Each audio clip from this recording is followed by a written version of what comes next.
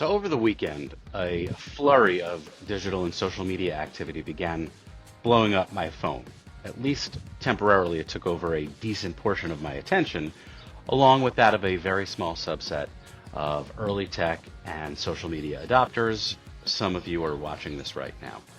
On Friday, I joined a new-ish revamped platform called Airchat that had just dropped in the App Store, thanks to the invite from my friend 𝘱𝐿.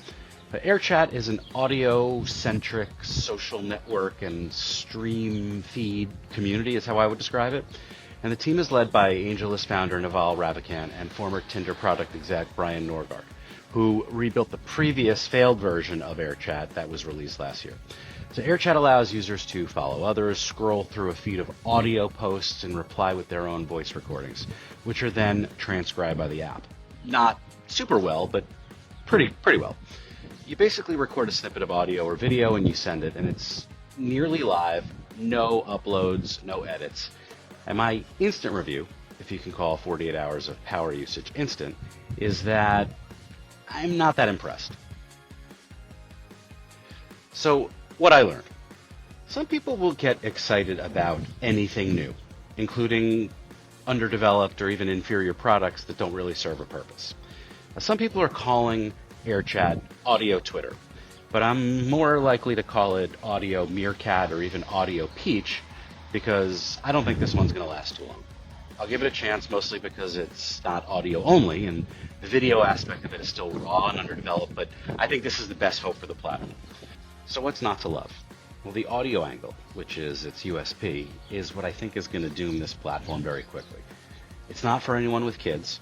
It's not for anyone who works, lives, or commutes in a noisy environment. Yeah, that's true with most multimedia and creation platforms, but that kind of defeats the purpose of a Twitter-like app, which is to plan content creation, which is what most of us do when we're recording for YouTube or LinkedIn or Instagram or TikTok. This video itself, just recording it, required that I sit outside because it was just it's just too loud inside my house right now. The challenge with voice is that 48 hours in, I'm tired of listening to you guys. I can read and scroll faster than you can talk, even at 2x playback speed that Airchat posts content at. I do a lot of my social media and creation and consumption late at night, in the middle of the night, or early in the morning when my wife is asleep next to me. That meant I had a number of hours this weekend where I really couldn't post anything, and I had to read the posts with the audio off. And that kind of defeats the whole purpose, right? The inability to edit transcripts of audio recordings has to change, and it's not even as engaging as a picture or most of the video formats. Most of the posts right now are about the app itself.